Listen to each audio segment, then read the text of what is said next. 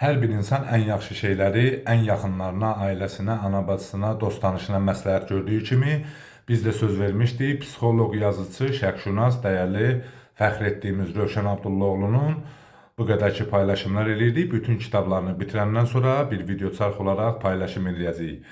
Bu şəhərdə kimsə yoxdur, relislər üzərində uzanmış adam, Abaddon, Koramal, Mən yeməli deyiləm kimi romanları, həmçinin Qorxular, Əsarət, Zamanı necə yeyək elmi populyar və Çətin də olsa həyat davam edir, Hər bir insan hökmdardır, Üsyan, Arxadakı körpüləri yandırın və Üzləşmə kimi fərdi inkişaf kitabları hal-hazırda kitab satış mağazalarında var və 30-dan artıq kitab müəllifi olan Rövşən Abdullaoğlunun nə məndən işi keçir, nə də mənim ondan. Çörəyimiz, suyumuz, işimiz bir-birimizdən keçmir. Hətta şəxsən üzbəüz tanışdığımız da yoxdur. Sadəcə söz vermişdim.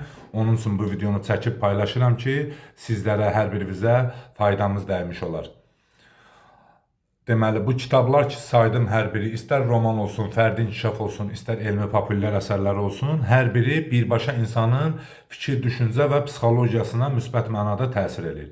Allah Taala dəyərli fəxrimiz, dahi qardaşımız Rövşən Abdullaoğlunu və onun timsalında bütün xalqına, millətinə daim xidmət edənləri var eləsin inşallah.